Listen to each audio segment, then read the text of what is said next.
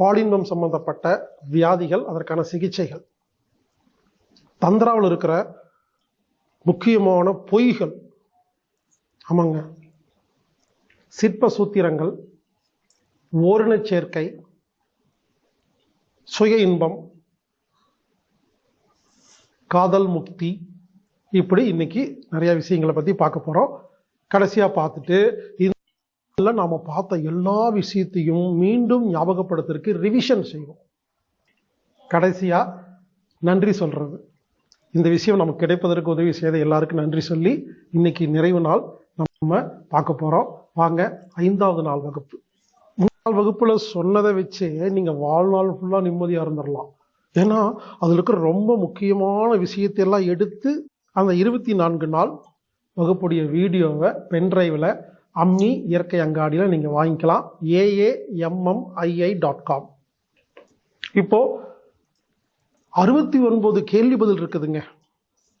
என்னோட அந்த 24 நாள் வகுப்புல ஃப்ரீக்வென்ட்லி ஆஸ்க்டு கொஸ்டின், அதாவது தந்திரா சம்பந்தப்பட்ட, இப்போ நான் அந்த கிளாஸ் முடிச்சோன்னு உங்களுக்கு எல்லாம் கேள்வி வரும்ல, அந்த கேள்வியை நான் ஏற்கனவே தெரியும் இதுதான் கேட்பீங்கன்னு 69 கேள்விகளுக்கு பதில் சொல்லியிருக்கேங்க. இதுல அந்த 24 நாள் வகுப்புல இப்போ ஒரு 5 கேள்விக்கு பதில் பார்க்கலாம். ஏன்னா இது இருக்கிறது 1 hour தான். முதல் கேள்வி ரொம்ப அதிக பேர் கேட்கிற கேள்வி. எனது ஆண்குறி ரொம்ப சின்னதா இருக்கு, அதனால எனக்கு ரொம்ப கவலையா இருக்கு. எனக்கு கல்யாணம் பண்ணிக்கிறது இல்லை தாம்பத்தியம் செய்யறது நினைக்கும் பொழுது ஒரு மாதிரி இருக்கு. சிறிய ஆண்குறியை வைத்து நான் எனது மனைவியை திருப்திப்படுத்த முடியுமா? இதாங்க கேள்வி. இது எல்லாருக்கும் இருக்கிற கேள்விங்க. இந்த கேள்விக்கு பதில் என்ன தெரியுங்களா? தந்திராவில் நல்லா கவனிங்க, ஆண்குறியின் நீளம் முக்கியமே இல்லை. இதான் பதில். ஒருத்தர் ஆண்குறி நல்லா பெருசா வச்சிருப்பாரு, அவருக்கு இந்த தந்திரா அறிவு இருக்காது. தப்பா செஞ்சோன்னா அந்த பெண்ணுக்கு பிடிக்காது, டெக்னிக்கும் தெரியாது, அவர் அன்பா இருக்க மாட்டாரு, அந்த பெண் மேல அக்கறையா இருக்க மாட்டாரு. எப்படிங்க அந்த பெண்ணுக்கு பிடிக்கும்? இதே ஒருத்தர் ஆண்குறி சின்னதா வச்சிருப்பாரு, ஆமாங்க, அவர் அன்பா இருப்பாரு, கேர் பண்ணிக்குவாரு, லவ் பண்ணுவாரு, அவர் தந்திரா டெக்னிக் தெரிஞ்சிருக்கும், விரலை பயன்படுத்துவாரு, நாவை பயன்படுத்துவாரு. அதெல்லாம் விட முக்கியங்க, ஒரு பெண்ணுக்கு உச்சக்கட்டம் அடைந்த பிறகு, நல்லா நோட் பண்ணிக்கிறது முக்கியமான விஷயம், ஒரு பெண்ணுக்கு உச்சக்கட்டம் அடைந்த பிறகு லிங்கத்தை வச்சு நெல் குத்தும் பொழுது அந்த லிங்கம் எவ்வளவு பெருசா இருக்கு என்று பெண்ணுக்கு தெரியவே தெரியாது. இதுதான் முக்கியமான விஷயம். அது சின்னதா இருந்தாலும் பெருசா இருந்தாலும் ஒரே இன்பம் தான் கிடைக்கும். ஆமாங்க. அதனால இந்த கேள்விக்கு பதில் என்னன்னா, ஆணின் குறியுடைய நீளத்திற்கும் இன்பத்திற்கும் சம்பந்தமே இல்லை. தந்திரா தெரிந்த ஒரு நபர், அவருக்கு சிறிய ஆண்குறி இருந்தாலும் கவலைப்பட தேவையில்லை. அதை வைத்து அந்த பெண்ணை திருப்திப்படுத்தி சந்தோஷமாக வாழ முடியும். 2வது கேள்வி, இந்த தந்திரா தாம்பத்தியம் செய்யறதுக்கு ஏஜ் லிமிட் இருக்கா? எந்த வயசு வரைக்கும் இதெல்லாம் செய்யலாம்? சில பேர் பார்த்தீங்கன்னா சொல்லுவாங்க, நமக்கு என்னங்க 50 வயசு ஆச்சு, 40 வயசு ஆச்சு. எனக்கு அதெல்லாம் கேட்கும்போது எனக்கு ஆச்சரியமா இருக்கும். என்ன இவங்க 50 வயசு போய் 50 வயசு ஆச்சு அப்படிங்கிறாங்க அப்படின்னு. புரிஞ்சுக்குங்க. இப்போ சினிமால ஹீரோ எல்லாம் பாருங்க, 70 வயசு ஹீரோங்க 20 வயசு பெண்ணோட ஒரு பாட்டு பாடிட்டு இருக்காருங்க. சிந்திங்க, வயசுங்கிறது நமது மைண்ட்ல தான் இருக்குது. எனவே தந்திராவுக்கு ஏஜ் லிமிட் இருக்கான்னு 2வது கேள்வி கேட்டீங்கன்னா, எனது பதில் தந்திராவுக்கு ஏஜ் லிமிட் கிடையாது. உங்களுக்கு 80 வயசாகட்டும், 90 வயசாகட்டும், 150 வயசாகட்டுங்க, நீங்க மனசார தெம்பா இருந்து அந்த விஷயங்களை நீங்க தெளிவா இருந்தீங்கன்னா 80 வயசுல 90 வயசுல கூட தாந்திரிக தாம்பத்தியத்தை சிறப்பாக செய்ய முடியும். ஆமாங்க, லிமிட்டே கிடையாதுங்க, ஏஜ் லிமிட் கிடையாது. புரிஞ்சுக்குங்க. என்னை பொறுத்த வரைக்கும் ஒரு பெண்ணாகட்டும் ஆணாகட்டும், இந்த வயசுக்கு வருதுன்னு சொல்றாங்கல்ல, பெரிய மனசு ஆனதுக்கு அப்புறம் ஒரு 5 வருஷம் 10 வருஷம் கழிச்சு இந்த தந்திரா ஆரம்பிச்சா உயிருள்ள வரை இருக்கலாம். தயவுசெய்து புரிஞ்சுக்குங்க, தந்திராவுக்கு லிமிட்டே கிடையாது, ஏஜ் லிமிட் கிடையாது. தந்திராங்கிறது ஒருவருடைய தனிப்பட்ட ஒரு விஷயம். இதுல யாருமே தலையிடக்கூடாது.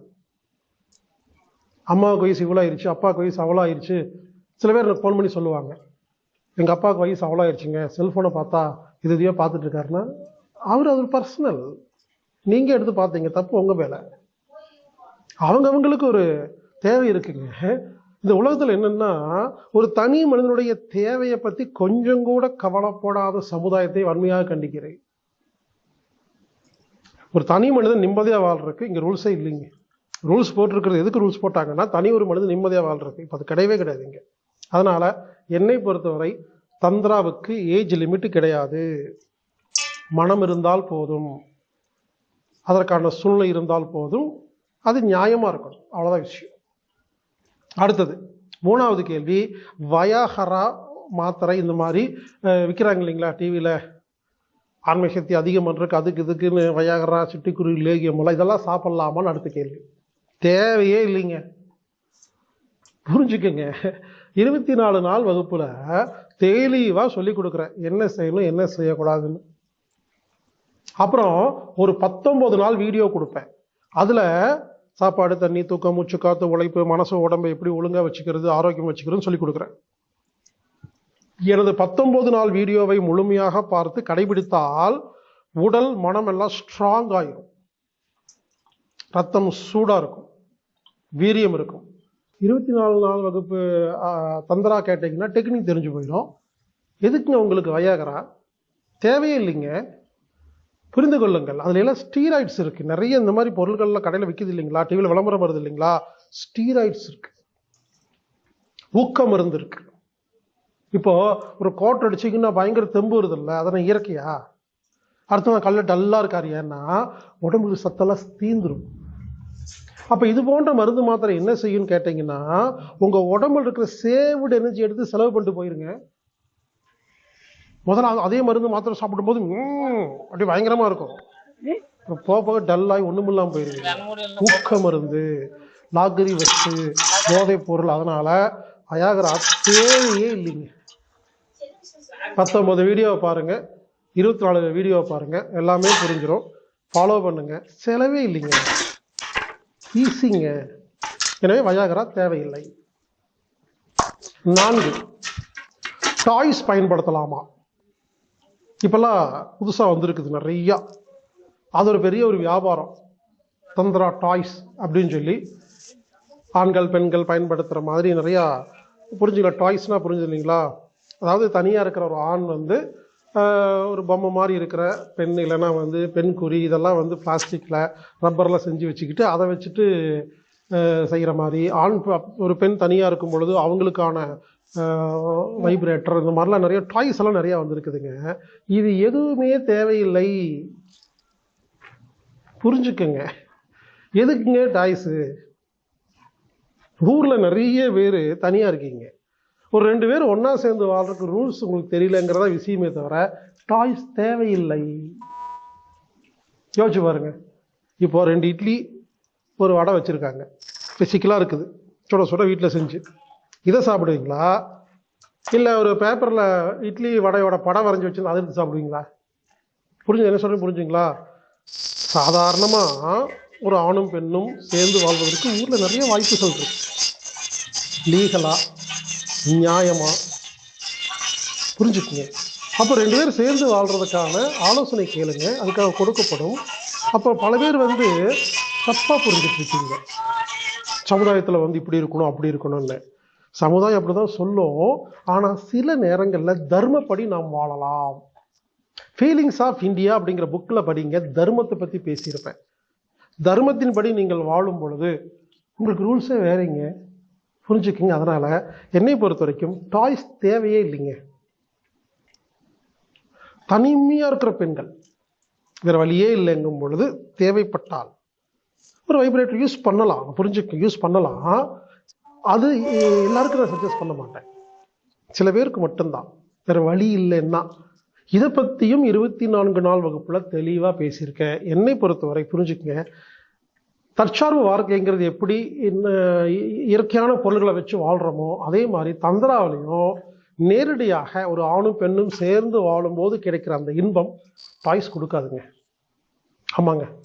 அதனால என்னை பொறுத்த வரைக்கும் டாய்ஸ் தேவையில்லை. அடுத்து 5வது கேள்வி, ஆணுரை பயன்படுத்தலாமா? காண்டம். ஆக்சுவலா ஒரு பெண்ணும் ஆணும் சேரும் பொழுது அந்த ரெண்டு பேருடைய அந்த உடல் பாகங்கள் ஒன்று சேரும் போது கிடைக்கிற இன்பம் அலாதி. நீங்க ஆணுரை பயன்படுத்தினா என்ன ஆகும்? ரெண்டு பேர்த்துடைய முக்கியமான அந்த உறுப்பு பிளாஸ்டிக் தான் உரசிட்டு இருக்கும். சிந்தியுங்கள். அப்போ முழுமையான இன்பம் கிடைக்காது. ஒருவேளை அந்த பெண் கர்ப்பமாகறதுக்கு வாய்ப்பு இருக்கு, இப்போதைக்கு உங்களுக்கு குழந்தை தேவையில்லைங்கும் பொழுது நீங்க ஆணுரை பயன்படுத்தலாம். ஆனா அந்த முழுமையான இன்பம் கிடைக்காது.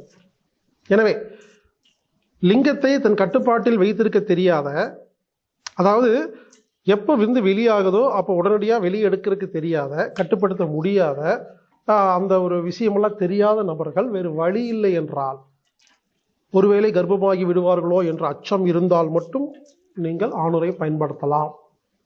ஆக்சுவலாக அது வேறு வழி இல்லாமல் பயன்படுத்துறது. ஆரம்பத்தில் பயன்படுத்துங்க. அப்புறம் இந்த தந்திரா டெக்னிக்கெலாம் தெரிஞ்சிருச்சுன்னு வச்சுங்களேன், நம்ம கட்டுப்பாட்டில் இருக்குங்க. எப்போ வெளியே வருதோ அந்த ஒரு செகண்ட் முன்னால் நம்ம வெளியே எடுத்து வெளியே விட முடியும். இல்லைன்னா யாரோ ஒருத்தர் ஆப்ரேஷன் செஞ்சுக்கணும். கணவன் மனைவி யாரோ ஒருத்தர் குழந்தையெல்லாம் பெற்று முடிச்சோன்னே ஒருத்தர் ஆப்ரேஷன் செஞ்சிட்டிங்கன்னா இந்த இன்பம் ஈஸியாக காண்டம் இல்லாமல் ஆணுரை இல்லாமல் என்ஜாய் பண்ண முடியும். ஒன்று ரெண்டு பேர்த்துல யாரோ ஒருத்தர் ஆப்ரேஷன் செய்யணும், இல்லை வெளியே எடுக்கணும், இல்லை ஆணுரை பயன்படுத்தணும். 3 ஆப்ஷன் தான் இருக்கு. இல்லை இந்த குறிப்பிட்ட நாளில் அப்படிலாம் சொல்லுவாங்க, அதெல்லாம் கேரண்டியெல்லாம் கிடையாது. எனவே ஆணுரை பயன்படுத்தாமல் இரண்டு உடலும் உரசும் பொழுது கிடைக்கிற அந்த இன்பம் அலாதி. அது தந்திரா. வேறு வழி இல்லைன்னா பயன்படுத்திக்கங்க. பாருங்க, இப்போ நான் ஒரு 5 கேள்விக்கு பதில் சொல்லியிருக்கேன். இது ஒரு முக்கியமான 5 கேள்வி. இந்த மாதிரி தந்திரா சம்பந்தப்பட்ட 69 முக்கியமான கேள்விகளுக்கு நீங்க என்ன கேட்க போறீங்கன்னு தெரியும். எல்லா கேள்வியும் நான் எழுதி வச்சிருக்கேங்க. இந்த 69 கேள்விகளுக்கும் இந்த 24 நாட்கள் வகுப்பு பென் டிரைவ்ல 69 கேள்விகளுக்கு பதில் இருக்கிறது. அடுத்தது, இந்த நெல் குத்துறது இருக்கு இல்லைங்களா, நெல் குத்துறதுக்கு 100 வகையான போஸ் இருக்குதுங்க. இப்போ பெண் கீழே படுத்துட்டு ஆண் மேல இருந்தா மிஷனரி, பார்த்தோம்னா மிஷனரி பொசிஷன். ஆண் கீழே இருந்து பெண் மேல இருந்தா பர்ஃபியூம் கார்டன். இப்படி பேரெல்லாம் இருக்குதுங்க, 100 பேர். அதாவது நெல் குத்துறதுக்கு 100 வகையான பொசிஷன். ஆண் எங்க இருக்கணும், பெண் இருக்கணும், கை எங்க இருக்கணும், கால் எங்க இருக்கணும், இப்படி முன்பக்க பின்பக்க பக்கவாட்டில் மேலே கீழேன்னு சொல்லிட்டு 100 விதமான 100 லவ் மேக்கிங் பொசிஷன் சொல்லி ஒரு புக் இருக்குதுங்க. இதுல கலர் படத்தோட தமிழ்ல அந்த பேர், அதுக்கான விளக்கம் ஆங்கிலத்திலையும் இருக்கும், தமிழ்ல இருக்கும், ஆங்கிலத்தில் இருக்குள்ள 100 தந்திரா லவ் மேக்கிங் பொசிஷன். இந்த புத்தகத்தை அம்மி இயற்கை அங்காடியில் வாங்கி நீங்கள் பொறுமையாக பார்த்தீங்கன்னா அதில் 100மே முயற்சி பண்ண முடியாது. அவங்கவுங்களுக்கு எவ்வளோ முடியுமோ, எது ஈஸியாக இருக்கும், இது கம்ஃபர்டபுளாக இருக்கும். ஏன் இதுக்கு இந்த 100 பொசிஷன் சொல்கிறோம்னா, நல்லா கவனிங்க, சில பேருக்கு சில பொசிஷனில் மட்டும்தான் திருப்தி வரும். இதுக்கெல்லாம் காரணமெல்லாம் சொல்ல முடியாது, புரிஞ்சுக்குங்க. எல்லாருக்கும் ஒரே பொசிஷன் பிடிக்காதுங்க. இப்போ ஒருத்தர் இட்லி சாப்பிட்றாங்க, தோசை சாப்பிட்றாங்க, பொங்கல் சாப்பிட்றாங்க. ஒருத்தர் இட்லி சாப்பிட்டா அவ்வளோ சந்தோஷமா இருப்பார். அவர்கிட்ட போயிட்டு எனக்கு பூரி தாங்க பிடிக்கும், நீங்கள் பூரி சாப்பிடுங்கன்னு சொன்னால் அவனுக்கு கோவம் வருமா இல்லையா, பிடிக்காதா இல்லையா? அந்த மாதிரி தாங்க தந்திராவில் 100 பொசிஷன் எனக்கு இருக்குங்கன்னு கேட்காதீங்க. 100 பார்த்துட்டு ஒவ்வொன்றா முயற்சி பண்ணும்பொழுது ஏதோ ஒன்றில் 2 பேர்த்துல யாரோ ஒருத்தருக்கு அலாதி திருப்தி சாட்டிஸ்ஃபேக்ஷன் ஆகும். அதை கண்டுபிடிக்கிறதுக்கு ஒவ்வொன்றா ட்ரை பண்ணி பார்த்தா தான் தெரியும். எது ஒத்து வருதோ அதை பண்ணுங்க, எது ஒத்து வரலையோ அதை பண்ணாதீங்க, அவ்வளோதான். இந்த 100 தந்திரா லவ் மேக்கிங் புக்கு AAMMII.com, அதாவது அம்மி தற்சார்பு சந்தையில் கிடைக்கும். நீங்கள் வாங்கி பார்த்துக்கலாம். இதுக்கு PDF கிடையாது, ஒரிஜினல் புக்கு மட்டும்தான் நீங்கள் வாங்கணும், கொரியரில் மட்டும்தான் வாங்க முடியும். இப்போ என்ன பண்ண போகிறோம்னா, இந்த 100 பொசிஷனில் சில முக்கியமான பொசிஷனை நான் உங்களுக்கு வீடியோ மூலமாக புரிய வைக்க போகிறேன். வாங்க இந்த 100 லவ் மேக்கிங் பொசிஷன்ல சில முக்கியமான பொசிஷனை வீடியோ மூலமாக பார்க்கலாம். முதல் நிலை வண்டோலிர். பெண் தனது முதுகு கீழே படும்படி நேராக படுத்து கால்களை மேலே உயர்த்தி முழங்கால்கள் தனது மார்புக்கு நேராக கொண்டு செல்ல ஆண் பெண்ணின் யோனிக்கருகே முழங்காலிட்டு தன் லிங்கத்தினை யோனினுள் செலுத்தி தனது இரு கைகளை பெண்ணின் முழங்கால் மீது வைத்து நெல் குத்தும் போது பெண்ணுக்கு சிறந்த அனுபவம் ஏற்படும். ஆணுக்கும் இந்த நிலை உகந்ததாக இருக்கும். இந்த நிலை மிகவும் எளிமையானது மற்றும் இருவருக்கும் உகந்த உச்ச நிலையை தரும். தோட்டத்தின் ஒரு அங்கமே. இதில் ஆண் இயல்பு நிலையில் முதுகு கீழே படும்படி படுக்க, பெண் ஆணின் கால் நோக்கி அமர்ந்து தனது யோனிக்குள் லிங்கத்தினை செலுத்தி ஆணின் முழங்காலில் பெண் தனது கை வைத்து சமநிலைப்படுத்தி தன் இடையை தனக்கு ஏற்றவாறு அசைத்து இன்பம் பெறலாம். அதே நேரம் ஆணும் தன் கைகளில் பெண்ணின் இடைப்பற்றி அசைத்து இன்பம் பெறலாம். ஆணும் பெண்ணும் மனதார தங்கள் காதலை பூர்த்தி செய்து கொள்ள முடியும். 9ஆம் நிலை த கிளாஸ். இந்த நிலையில் ஆண் நேரே நின்று பெண்ணை தன் இடுப்பில் தூக்கி அமர வைத்து தன் கைகளின் மூலம் பெண்ணின் இடையை முன்னும் பின்னும் அசைத்து இன்பம் கொள்ளலாம். பெண் தனது கால்களை ஆணின் இடையை சுற்றி பிடித்து கொள்ள வேண்டும். மேலும் பிடிமானம் வேணுமெனில் சுவரில் சாய்ந்து கொள்ளலாம். இந்த நிலையில் ஆணும் பெண்ணும் தந்திரா செய்ய நல்ல உடல் வலிமையுடன் இருத்தல் அவசியம். 14ஆம் நிலை த கிராஸ். பெண் தனது முதுகு கீழே படும்படி படுத்து ஒரு காலை நேராக நீட்டி மற்றொன்றை மடக்கி கொள்ள வேண்டும். நீட்டிய காலின் மீது ஆண் அமர்ந்து தனது லிங்கத்தினை யோனினுள் செலுத்தி பெண்ணின் மற்றொரு காலை பற்றி ஆண் தனது இடுப்பை முன்னும் பின்னும் அசைத்து இன்பம் கொள்ளலாம். இந்த நிலை மிகவும் சுலபமானது. 24ஆம் நிலை த ஹவுண்ட். பெண் மண்டியிட்டு தனது உடலை முன் வளைத்து இரு முழங்கால்களையும் தரையில் வைத்து செல்லப்பிராணி போல் இருக்க, ஆண் பெண்ணின் பின்புறம் மண்டியிட்டு யோனியினுள் லிங்கத்தினை செலுத்தி தனது கைகள் மூலம் பெண்ணின் மார்பங்களை வருடி விளையாடலாம். இந்த நிலையில் 2க்கும் மேற்பட்ட இடங்களை தூண்டி இன்பம் கொள்ளலாம். நிலை 51 த க்ளோஸ் அப். பெண் பக்கவாட்டில் படுத்து தனது இரு முழங்கால்களையும் மார்போடு அணைத்திருக்க, ஆண் பெண்ணின் பின்புறம் படுத்து பெண்ணின் கைகளுக்கு இடையே தனது கால்களை வைத்து லிங்கத்தினை யோனியினுள் செலுத்தி இன்பம் கொள்ளலாம். இந்த நிலை இருவருக்கும் சிறந்த நெருக்கத்தை ஏற்படுத்தும். நிலை 54 த ராக்கிங் ஹார்ஸ். ஆண் தமனமிட்டு அமர்ந்து சற்று பின் சாய்ந்து தன் கைகளை ஊன்றி தன்னை சமநிலை செய்ய, பெண் ஆணின் முகம் பார்த்து முழங்கால் இட்டு அமர்ந்து தனது யோனியினுள் லிங்கத்தினை செலுத்தி ஒரு குதிரையில் பயணிப்பது போல் தனது இடையை மேலும் கீழும் நகர்த்தி உச்சகட்டம் அடையலாம். நிலை 63 த கிராஸ்ட் கீஸ். பெண் கட்டிலில் தனது முதுகு படும்படி படுத்து கட்டிலின் விளிம்பில் பெண்ணின் இடை இருக்கும் வண்ணம் தனது கால்களை மேலே உயர்த்த, கால்கள் எக்ஸ் போல இருத்தல் அவசியம். ஆண் பெண் அருகே வந்து பெண்ணின் கால்களை பற்றி லிங்கத்தினை யோனியினுள் செலுத்தி இன்பம் கொள்ளலாம். இந்த நிலை மிகவும் எளிதான தந்திரா நிலையாகும். நிலை 88 த ஒயிட் கர்வ்.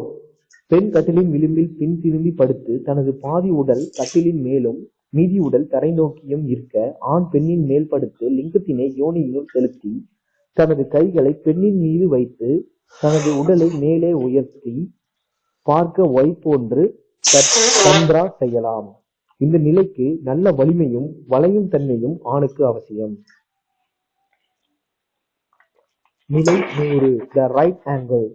பெண் தனது இடை விளிம்பில் இருக்கும் வண்ணம் மேஜையில் அல்லது கட்டிலில் படுக்க, ஆண் மெதுவே தன் பெண்ணின் காலருகே வந்து லிங்கத்தின் மூலம் மதன பீடத்தை வருடி கைகளின் மூலம் அமிர்த பீடத்தை பூஜை செய்ய, பெண் தனது கால்களை ஆணின் பின் இடையில் வைத்து தனக்கான அழுத்தத்தை தரலாம். இந்த நிலை பெண்ணிற்கு மிகவும் தூண்டுதலாக அமையும். இருவருக்கும் சிறந்த அந்யோன்யத்தை அளிக்கும். அன்பு நண்பர்களே, அடுத்து நம்ம பார்க்க போறது தந்திரா பொய்கள். ஆமாங்க, மொத்தம் 69 வகையான பொய் இருக்கு, ஃபால்ஸ் ஸ்டேட்மெண்ட். அந்த 69ல ஒரு 5 பொய்களை பார்க்கலாங்க. முதல் பொய் என்னன்னா, லிங்கத்தை மட்டுமே வைத்து நான் என் மனைவியை திருப்திப்படுத்தி விடுவேன் அப்படின்னு யாராவது சொன்னாங்கன்னா இது ஒரு பச்சை பொய். ஆமாங்க. லிங்கத்தை மட்டுமே வைத்து ஒரு ஆணால் ஒரு பெண்ணை முழுமையாக திருப்திப்படுத்த முடியவே முடியாது. கண்டிப்பாக விரல்களை பயன்படுத்தணும். கண்டிப்பாக நாவை பயன்படுத்தாமல் ஒரு பெண்ணை திருப்திப்படுத்த முடியாது. இதுதான் உண்மை. அதனால நானும் லிங்கத்தை வச்சேன் அப்படின்னா ஏதோ அவருக்கு தெரிஞ்சது அவ்வளவுதான் அப்படின்னு வச்சுக்கலாம். ஓகே, ஹாப்பி இருக்கும், புரிஞ்சுக்குங்க, மகிழ்ச்சி இருக்கும், ஒரு டிஃப்ரெண்டான ஒரு ஃபீலிங் இருக்குமே தவிர நான் சொல்றது கம்ப்ளீட் சாட்டிஸ்ஃபேக்ஷன். ஒரு பெண்ணுக்கு முழுமையான திருப்தி கொடுக்க வேண்டும் என்றால் லிங்கமும் பயன்படுத்த வேண்டும், விரலையும் பயன்படுத்த வேண்டும், நாவை பயன்படுத்த வேண்டும்.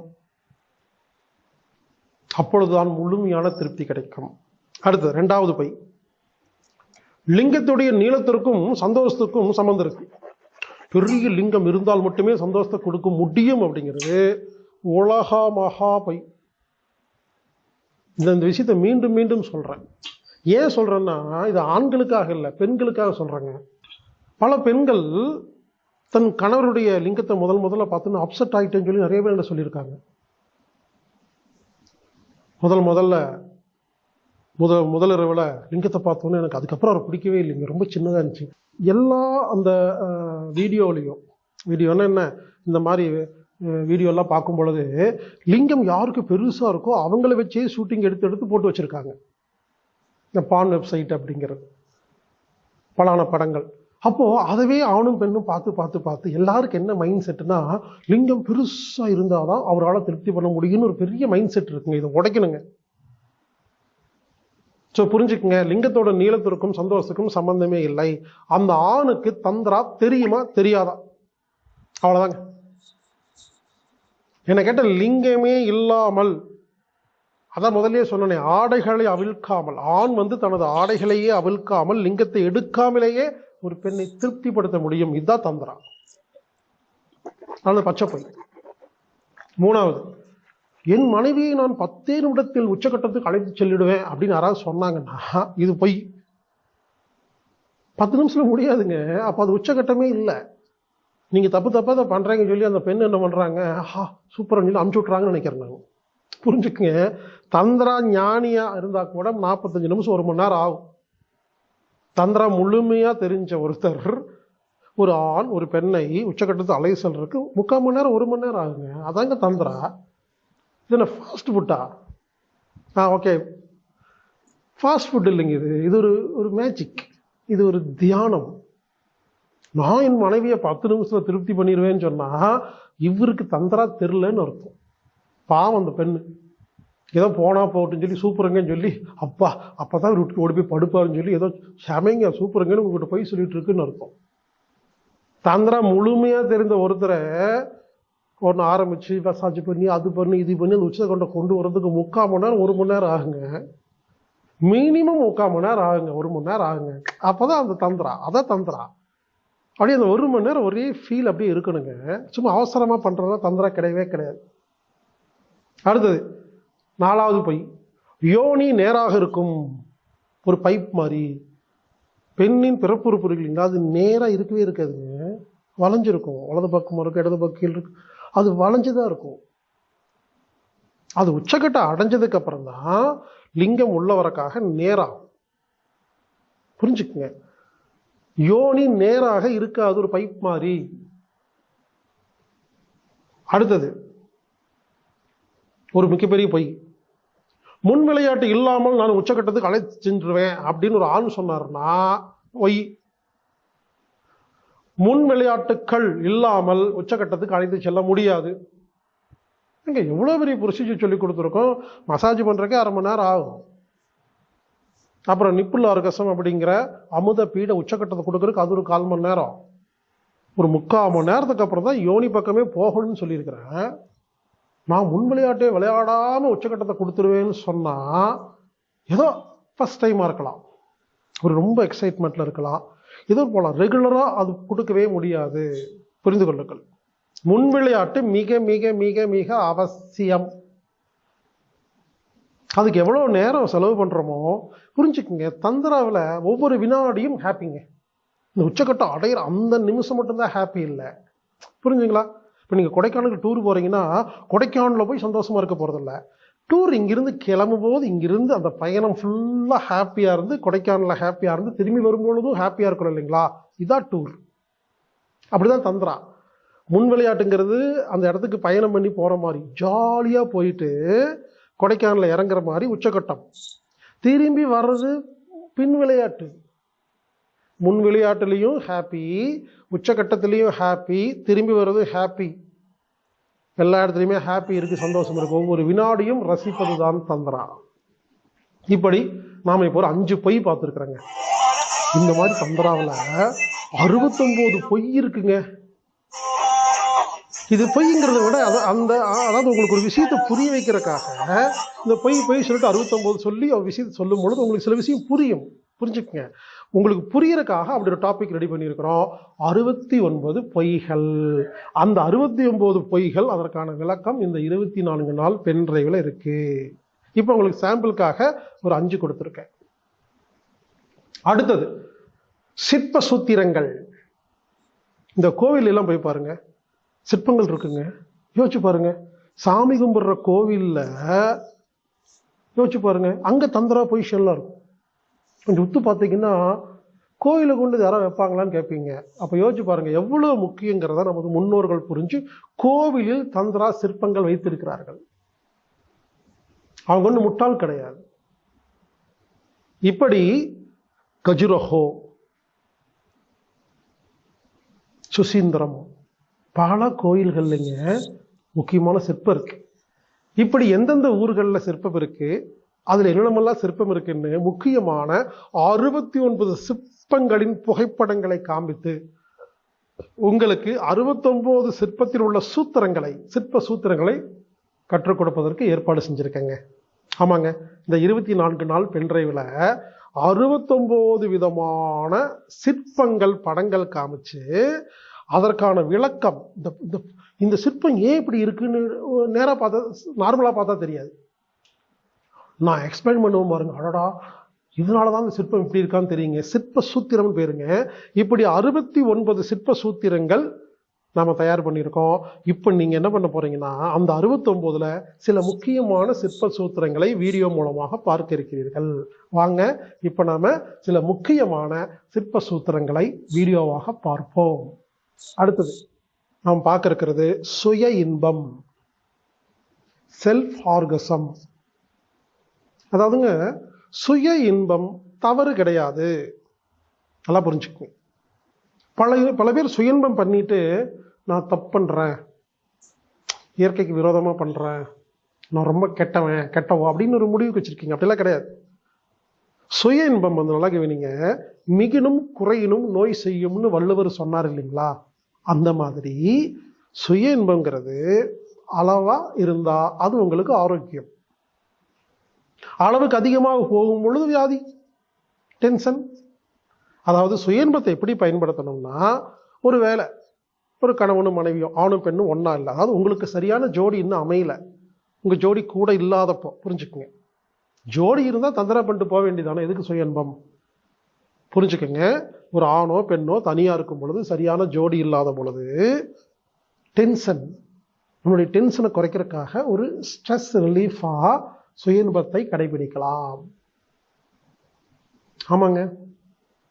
இப்போ ஒரு தனியா இருக்கிற ஒரு பெண், அவங்க வேலைக்கு போறாங்க, சம்பாதிக்கிறாங்க, ஒரு சிங்கிள் பேரண்ட்னு வச்சுக்கோங்களேன், கஷ்டப்பட்டு ரொம்ப வாழ்ந்துட்டு இருக்காங்கன்னா ஆண் துணை இல்லை.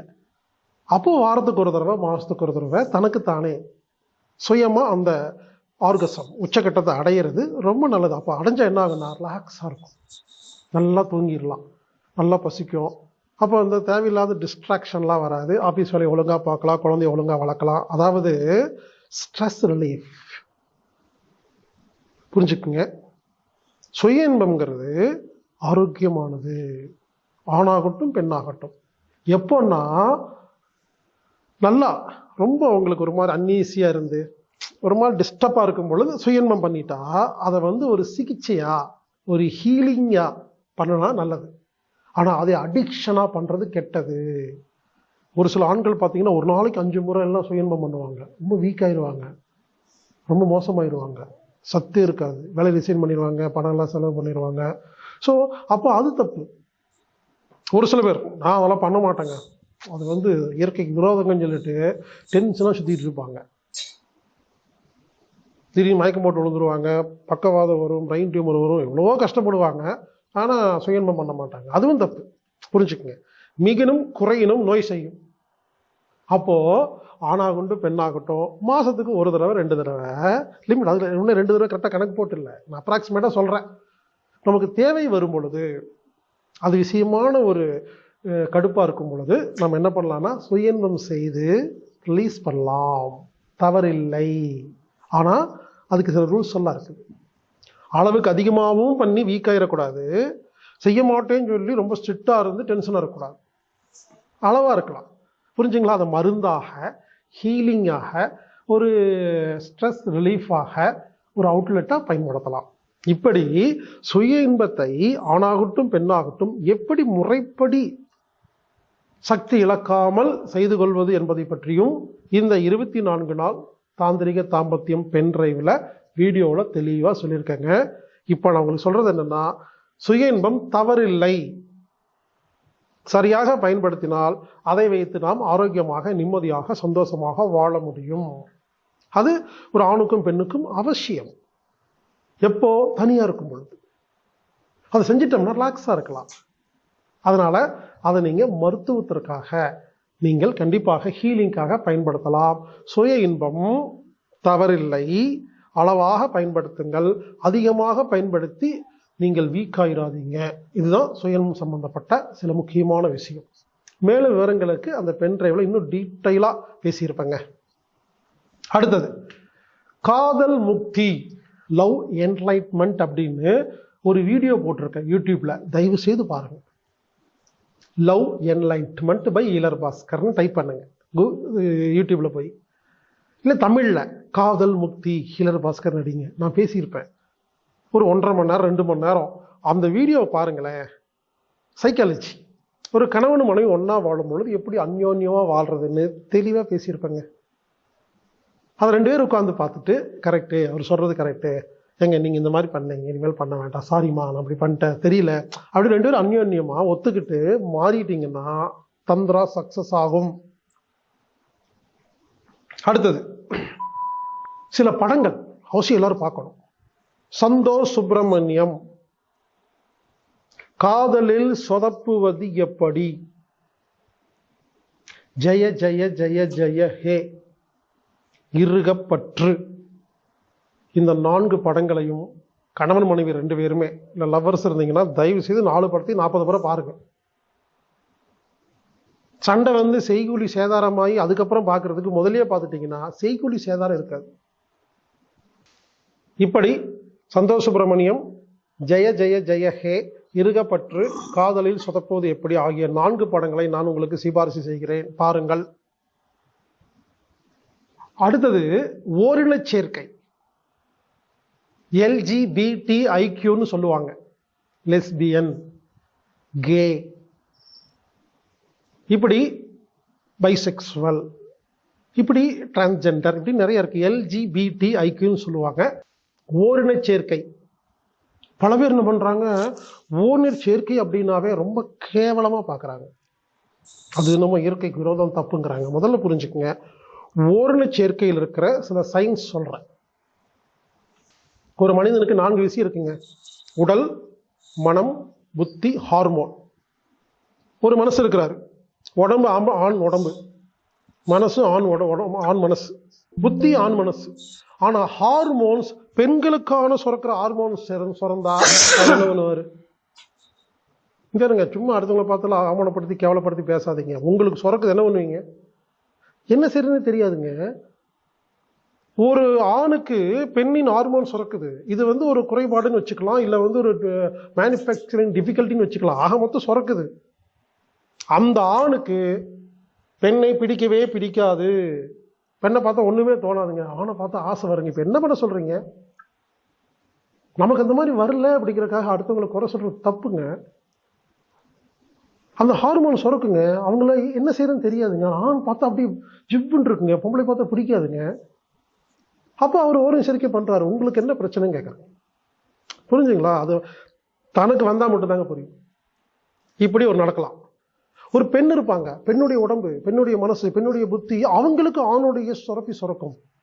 அவங்களுக்கு பெண்களை பார்த்தா அப்படியே ஒரு மாதிரி சூப்பரா இருக்கும். ஆனா பார்த்தா ஒண்ணுமே தோணாது. ஒரு பெண்ணுக்கு பெண்ணை பார்த்தா பிடிக்குங்க.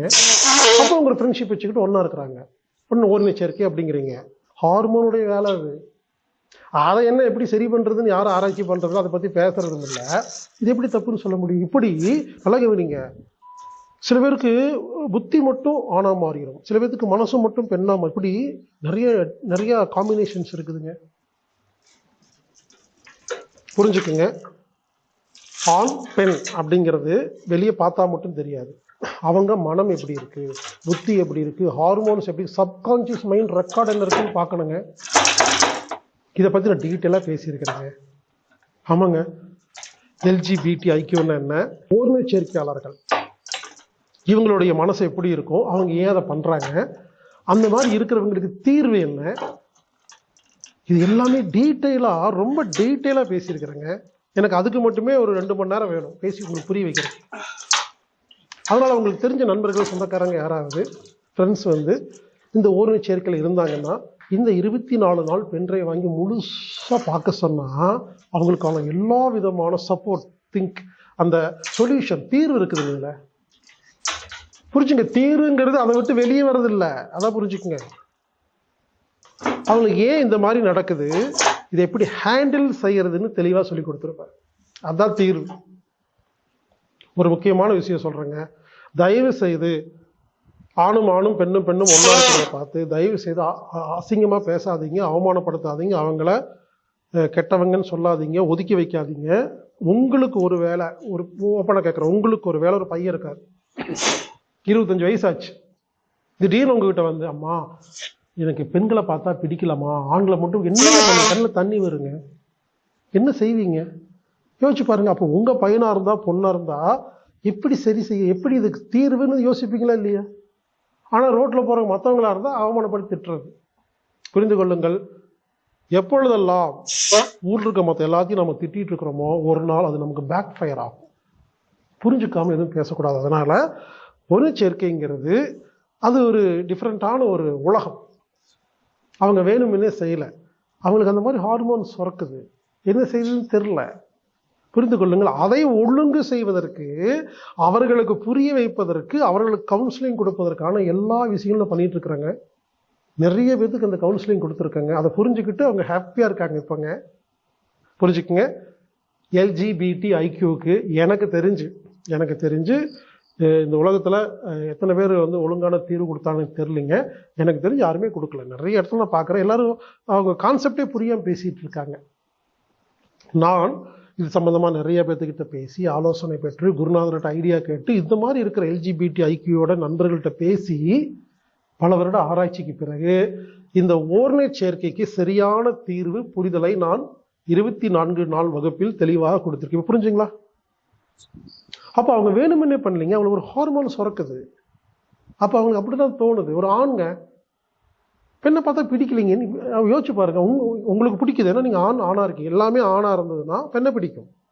ஏதோ ஒண்ணு பெண்ணா மாறினா ஆணை தான் பிடிக்கும். இது இவ்வளவு விஷயத்தை பத்தி யோசிக்கணும். எனவே 24 நாள் வகுப்புல எல்ஜிபிடி ஐக்கியூன்னு சொல்லி ஓரின சேர்க்கை பத்தி தெளிவா பேசியிருக்கேன்.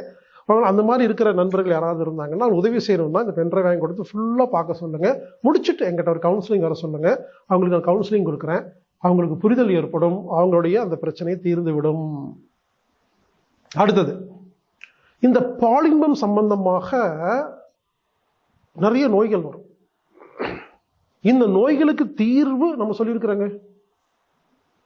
69 விதமான சிகிச்சைகள், பாலின்பம் சம்பந்தப்பட்ட நோய்களுக்கு 69 வகையான சிகிச்சைகளை நாம் இந்த வகுப்பில் கொடுத்திருக்கிறோம்.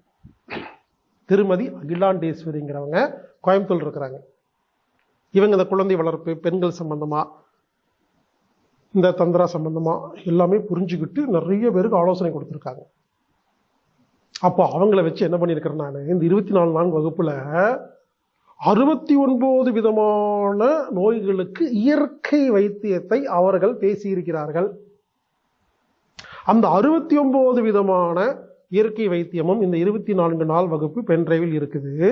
அதிலிருந்து சில முக்கியமான ட்ரீட்மெண்ட்டை இப்போ நீங்கள் திருமதி அகிலாண்டேசி அவர்கள் பேசின அந்த விஷயத்தை நீங்கள் கேளுங்க. இதில் இப்போ கொஞ்சம் உங்களுக்கு ஒளிபரப்புகிறோம். ஆனால் நீங்கள் முழுசாக வேணும்னா பென்ட்ரைவ் வாங்கி பாருங்கள். 69 விதமான பாலினம் சம்பந்தப்பட்ட நோய்களுக்கு தீர்வு இயற்கையாக நாம் கொடுக்க முடியும். இப்போ திருமதி அகிலாண்டேசி அவர்கள் சில விஷயங்கள் பேசுவாங்க, கேளுங்க. அவங்க வீடியோவை நீங்க பாருங்க. வாழ்க வையகம், வாழ்க வளமுடன், குருவாழ்க, குருவே துணை. தாந்திரிக தாம்பத்தியத்தில் எந்த நேரத்தில் எந்த பகுதியில் எந்த உறுப்பை பயன்படுத்தி சுகத்தை அனுபவிக்கிறோம் அப்படிங்கிறது தெரியாதனால நம்ம எல்லா பகுதிகளிலும் சுத்தம் செய்யறதை பத்தி பார்த்துட்டு இருக்கோம். இதுல முக்கியமானது ஆசன வாய் பகுதியை சுத்தம் செய்வது. ஏன் அப்படின்னு சொன்னா பிறப்புறுப்பு பகுதிக்கு மிக அருகில் இருக்கக்கூடிய ஒரு பகுதி. சோ பெரும்பாலும் அந்த பகுதியில கழிவுகளின் தேக்கமோ அல்லது நோய் தொற்றோ இருந்தா பிறப்புறுப்பு பகுதியையும் பாதிக்கும். அந்த பகுதியில பாதிப்பு இருந்தது அப்படின்னு சொன்னா இந்த பகுதியில துர்நாற்றம் வீசக்கூடும். ரொம்ப எளிமையா இது பாதிப்பை ஏற்படுத்தும். அப்படிங்கிறதுனால அந்த பகுதியை மிக சரியா முறையா சுத்தம் பண்ணணும். இதுக்கு ஏற்கனவே நம்ம பார்த்திருக்கிறோம். இனிமா அதெல்லாம் நிறைய பண்ணிட்டு தான் இருக்கிறோம். இந்த இனிமா தெரியாதவங்க அந்த பகுதியை பார்த்துக்கிறது நல்லது. இனிமா எடுக்கிறதுல இதை பொறுத்த வரைக்கும் எப்படி இனிமா எடுத்துக்கலாம் அப்படின்னு சொன்னா, பெரும்பாலும் சூடு குளிர்ச்சி எப்படி நம்ம நீர்த்தாரால கர்ப்பவாய் சுத்திக்கு பயன்படுத்துறோம், ஹாட் அண்ட் கோல்டு ஃபர்மெண்டேஷனுக்கு பயன்படுத்துறோம், அதே மாதிரியே இந்த இனிமா எடுக்கிறதுலயும் நம்ம பயன்படுத்திக்கிறது ரொம்ப நல்லது. காரணம் என்னன்னா முழுமையாக சுத்தமாகும். இதுலயும் சுடுதண்ணி எப்படி பயன்படுத்த போறோம்னா மைல்டு வார்ம் வாட்டர் பயன்படுத்த போறோம். ஏன் அப்படின்னு சொன்னா பல பேருக்கு அந்த பகுதியில இறுக்கம் அதிகமா இருக்கும். ஆசன வாய் பகுதியில பல பேருக்கு சூடு காரணமா ஆசன வாய் பகுதியில வெடிப்பு ஏற்படும். பல பேருக்கு அந்த பகுதியில உள்ளிருந்து தசை ஒரு சின்ன சின்ன முடிச்சுகள் மாதிரி வெளியில இருக்கும். பல பேருக்கு என்ன இருக்கும், அந்த இடத்துல ரத்தம் வெளியேறும், ரொம்ப இறுகி போய் மலம் போகும்போது ரத்தம் வந்திருக்கும். இதனால என்ன இருக்கும்னா அங்க புதிதாக வளரக்கூடிய செல்கள் ரொம்ப டைட்டா ஸ்ட்ராங்கா வளர்ந்துருக்கும். ஒரு பிளெக்சிபிலிட்டியோ ஒரு மென்மை தன்மையோ இல்லாம போயிருக்கும்.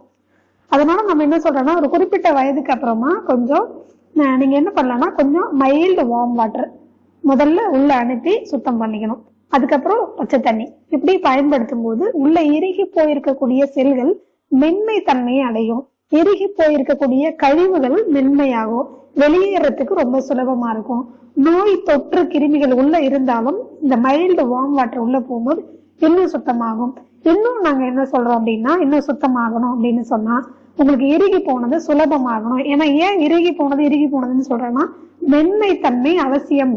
தாந்திரிக தாம்பத்தியத்துல மென்மை தன்மை அவசியம். இறுகி போயிருந்தது அப்படின்னா வலி ஏற்படலாம்.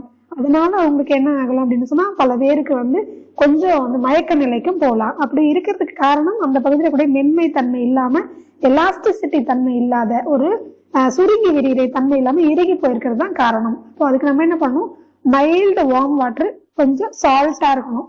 அதாவது கல்லுக்கு போட்டு சுடுதண்ணிய மைல்டு வார்ம் ஆகிற வரைக்கும் வெயிட் பண்ணி வடிகட்டி அந்த தண்ணியை பயன்படுத்தி இனிமா எடுக்கிறது ரொம்ப அற்புதமான ரிசல்ட் கொடுக்கும். உள்ள கழிவுகள் தேங்கி இருந்தாலோ கிருமிகள் இருந்தாலோ எல்லாமே போயிடும். இனிமா முடிஞ்சு தண்ணி வெளியில வரும்போது அந்த கிருமிகள் எல்லாம் வெளியில வரும், அந்த இறந்து போன செல்கள் வெளியேறும், இறுகி போன தசைகள் இந்த சுற்றுச்சுவர்கள் முழுமை என்னாகும் மென்மை தன்மையை அடைஞ்சிடும். இதுக்கப்புறம் நீங்க என்ன பண்ண போறீங்க, திரும்பி பச்சை தண்ணி பயன்படுத்த போறீங்க. பச்சை தண்ணி பயன்படுத்தும் போது நல்ல ஒரு ரத்த ஓட்டம். ஏன்னா சில்லுன்னு எங்க தண்ணி பட்டாலும் முதல்ல என்ன ஆகும், உடனே இந்த இடத்துக்கு ரத்த ஓட்டம் அதிகமாகி அந்த பகுதியினுடைய குளிர்ச்சியை குறைக்க முயற்சி பண்ணும். அப்ப நமக்கு தேவை என்ன, ரத்த ஓட்டம் அதிகமாகணும். ரத்த ஓட்டம் அதிகமானா பிராண ஓட்டம் அந்த இடத்துல அதிகமா இருக்கும், தேவையா இருக்கும். அந்த ரெண்டுமே கிடைக்கும் போது மென்மை தன்மை ஆட்டோமேட்டிக்கா வரும், எலாஸ்டிசிட்டி தன்மை ஆட்டோமேட்டிக்கா கிடைக்கும். அப்போ ஒரு வலியோ இறுக்கமோ கஷ்டமோ இருக்காது. அது மட்டும் இல்லாம வெளிப்புற சுவர்களையும் சுத்தம் பண்ணணும். ஏற்கனவே நம்ம சொன்ன மாதிரி பிறப்புறுப்பு பகுதியை எப்படி சுத்தம் பண்ணணுமோ அதே மாதிரி ஆசனவாய் பகுதிக்கும் அகலமான பாத்திரத்துல சூடான தண்ணி, கொஞ்சம் கல்லுப்பு, மஞ்சள் தூள் போட்டு ஆசனவாய் பகுதி படும்படியா அந்த பாத்திரத்துல நம்ம உட்காரணும். உட்கார்ந்ததுக்கு அப்புறமா ஒரு 5 நிமிஷம் கழிச்சு அதே மாதிரி காஸ் பீஸ் துணி கையில சுத்திக்கிட்டு என்ன பண்ண, கட்டுற துணி அல்லது சுத்தமான வெள்ளை நிற காட்டன் துணி, சரிங்களா, அந்த துணியை பயன்படுத்தி ஆசனவாய் முழுக்க எடை பக்கம் எல்லா பகுதிகளிலும் நல்லா லைட்டா ரப் பண்ணும், லைட்டா தொடங்கணும். ரொம்ப அழுத்தியும் தேய்க்க வேண்டாம், புண்ணாகிற அளவுக்கு அது கிழிஞ்சு போற அளவுக்கு அப்படி எல்லாம் பண்ண வேண்டாம். லைட்டா தடவி கொடுத்ததுனால என்ன ஆகும், அந்த தண்ணிக்குள்ளவே அந்த டெட் செல்ஸ், இறந்து போன செல்கள் போயிடும். அது மட்டும் இல்ல, நோய் கிருமிகள், தொற்று கிருமிகள் ஏதாவது இருந்தாலும் அதுல போயிடும். ஒருவேளை ஏற்கனவே அங்க காஞ்சி போய் ஒட்டிட்டு இருக்கிற கழிவுகள் இருந்தா அதுல போயிடும். சோ இதை சுத்தம் பண்றதுதான் நம்மளுடைய எண்ணமா இருக்கணும். முழுக்க நல்லா சுத்தம் பண்ணிட்டீங்கன்னா பரிசுத்தமா கிளீன் ஆயிடும். கிளீன் ஆனதுக்கு அப்புறம் நீங்க கை வச்சாலே தெரியும், அவ்வளவு சாஃப்டா மென்மையா இருக்கும். அதுதான் நமக்கு தேவை. இது மாதிரிதான் நம்ம இந்த பகுதியை நம்ம சுத்தம் பண்ணிக்க போறோம். அது மாதிரி ஒருவேளை அந்த பகுதியில வெடிப்பு இருக்குது அல்லது அந்த பகுதியில சதைகள் வெளியேறி இருக்குது அப்படின்னு சொன்னா அதை எப்படி சரி பண்றதுன்னா, திரிபலா சூரணம், மஞ்சள் தூள், கல்லுப்பு போட்டு சுட தண்ணி, அதுல என்ன பண்ணணும், ஒரு 5 நிமிஷம் உட்காரணும்.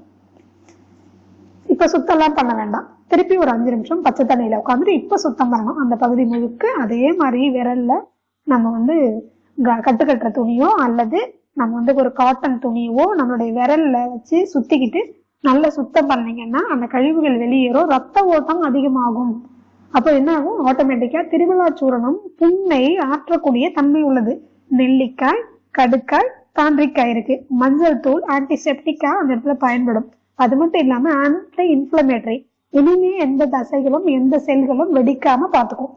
அப்போ இது பயன்படுத்தினா போது. கல்லுப்பு எதுக்காக பயன்படுத்துறோம், இறுகி போயிருக்கிறதை தளர்வடைய வைக்கிறதுக்காக, இறுக்கமான செல்களை மென்மையாக்குறதுக்காக, ரொம்ப இறுகி போயிருக்கிறத எலாஸ்டிக்கா வழுவழுப்பா சுருங்கி விரிகிற தன்மை கொண்டு வரதுக்காக. சோ இப்படி நீங்க பயன்படுத்தினீங்கன்னா போதும். இது ஒரு 5 நிமிஷம், இது ஒரு அல்லது திரிபலா சூரணம் குடிச்சு இதுவே போதுமானது. அதுக்கப்புறம் தளர்வு அடைஞ்சதுக்கு அப்புறமா நீங்க உறவுகள் மூலமா நம்ம சுகத்தை அனுபவிக்கிறதுக்கு முயற்சி பண்ணலாம். அது வரைக்கும் இந்த சிகிச்சையை முறையா பண்ணிட்டு வந்தீங்கன்னா போதுமானது. அடுத்தது நம்ம என்ன மாதிரியான கிளென்சிங் மெத்தட்ஸ் நம்ம ஃபாலோ பண்ண போறோம் அப்படின்னு சொன்னா, ஆசனம் வாய்க்கெடுத்தது பெண்களுக்கான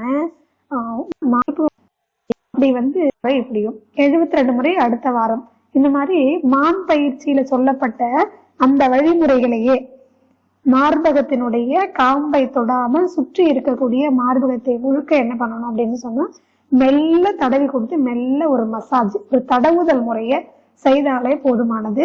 அது என்ன ஆயிடும், ரத்த ஓட்டம் தூண்டப்படும். இதுல என்ன ஹீலிங் நடக்குது, இதுல என்ன சுத்தம் ஆகுது, இதுல என்ன சிகிச்சை நடக்குது அப்படின்னு சொன்னீங்கன்னா, பல பெண்களுக்கு சின்ன சின்ன சின்ன நீர்க்கட்டிகள் இருக்கலாம்.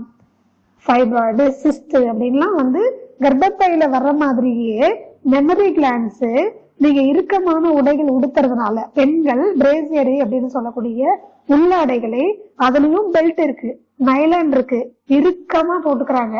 அப்போ காற்றோட்டம் இல்லைங்கிறத விட ரொம்ப முக்கியம், ரத்தமே இங்க தடைபடுது. அப்ப பிராண ஓட்டமும் இல்லாதனால தடவுதல் முறையால மட்டுமே, அதுவும் மனைவிக்கு ஒரு கணவன் செய்யும் பொழுது அந்த பாலுணர்வும் தூண்டப்படும் பொழுது மெமரி கிளான்ஸ் தன்னை தானே குணப்படுத்தக்கூடிய தன்மைக்கு வருகிறது. இப்படி பண்ணும்போது தானாவே அது நீர்க்கட்டி ஆகட்டும், அதாவது சிஸ்ட் ஆகட்டும், அல்லது நார்க்கட்டி ஆகட்டும், ஃபைப்ராய்டும், ஒருவேளை டியூமர், கேன்சர் போன்ற புற்றுநோய் கட்டிகளா இருந்தும் தானாகவே கரைந்து போய் ரத்தத்தின் மூலமாக கழிவுகள் வெளியேறி யூரின் மூலமா வெளியேறிடும். இந்த பயிற்சி வருமுன் காக்கவும் செய்யலாம். வந்தவர்களுக்கும் சின்ன சின்ன கட்டிகள் தான் இருக்கு அப்படின்னா உடனே என்ன மருந்து எடுத்துக்கலாம்னு முயற்சி பண்றதை விட இந்த பயிற்சியை கணவன் உதவியால் செய்து கொண்டாலே போதும். இது ஒரு சிகிச்சை முறை. இதற்கு நம்ம மூலபந்தம் போடணும், அப்படி இல்லைன்னா நம்ம யோனி துவாரத்துல நம்மளுடைய கால் குதிகளை வைக்கணும் அப்படிங்கிற அவசியம் மான் பயிற்சியில இருக்கு.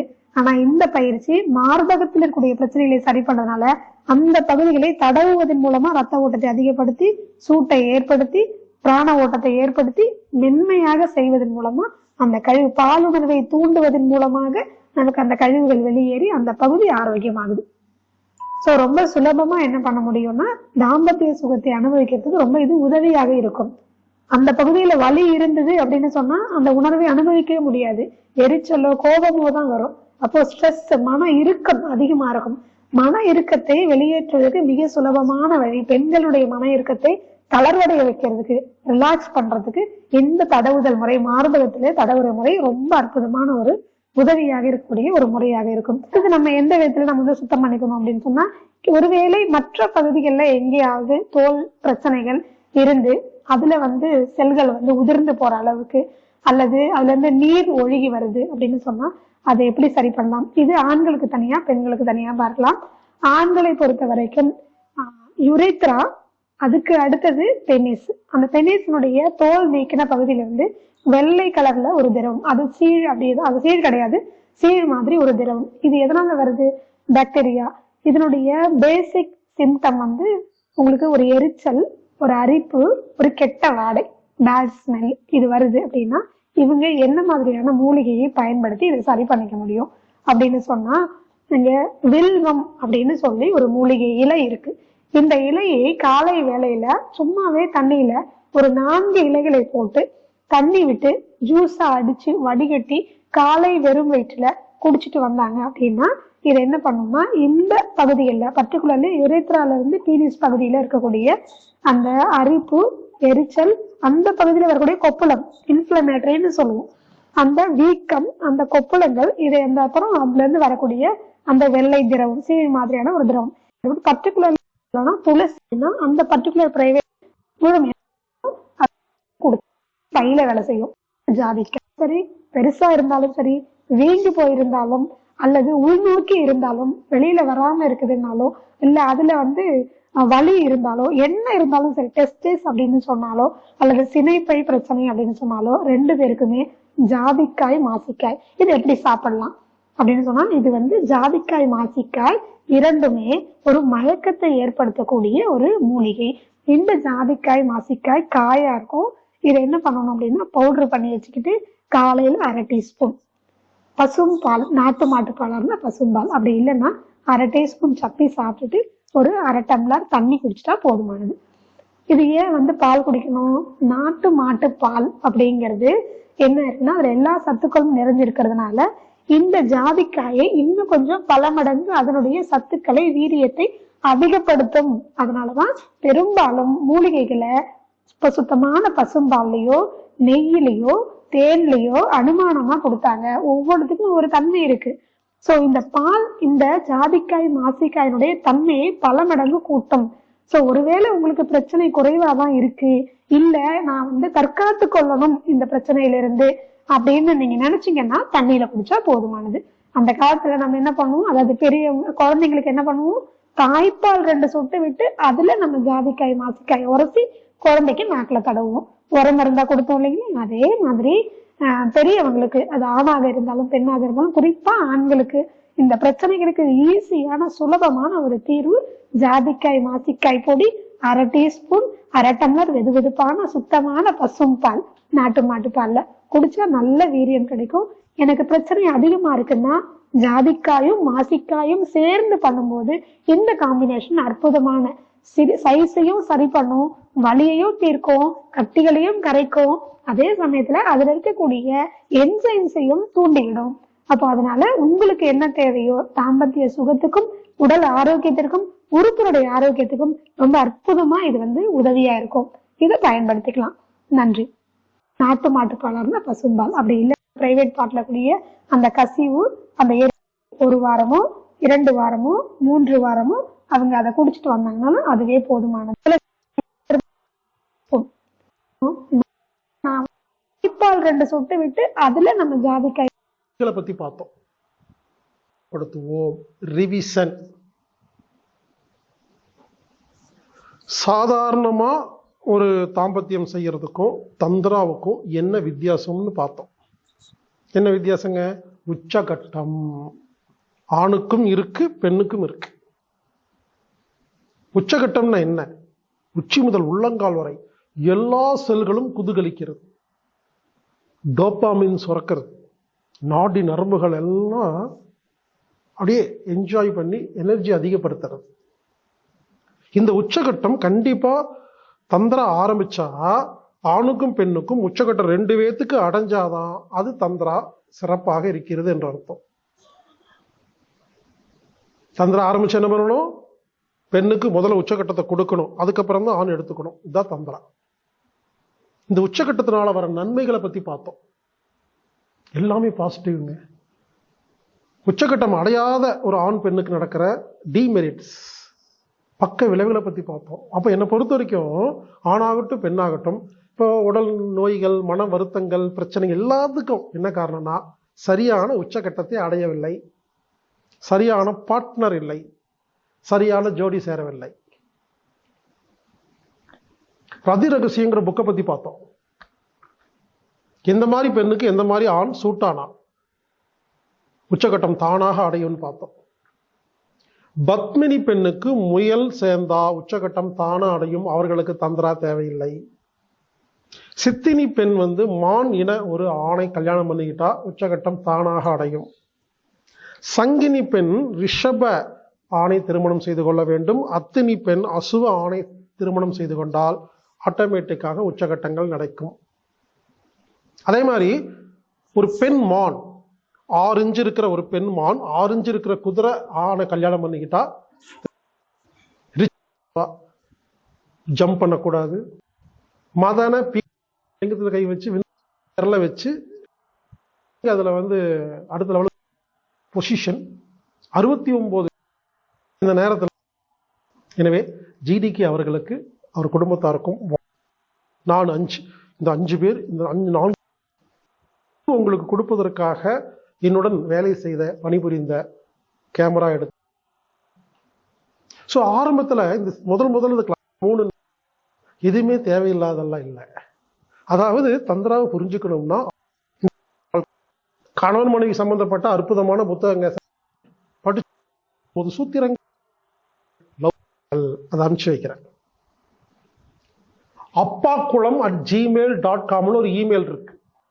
எப்படி தயார் பண்ணணும், சிங்கிள் பேரண்ட் தனிமையில் வாழும் ஆண் பெண் எப்படி வாழணும், என்பிடி நார்சிஸ்ட் பர்சனாலிட்டி டிசார்டர் அப்படின்னா என்ன, அந்த மாதிரி மனிதனோட வாழும் பொழுது நம்ம எப்படி நம்மளை காப்பாத்திக்கிறது, 8 விதமான உறவுகள் எப்படி எனர்ஜி பாஸ் ஆகுது, உயிரே என்னோட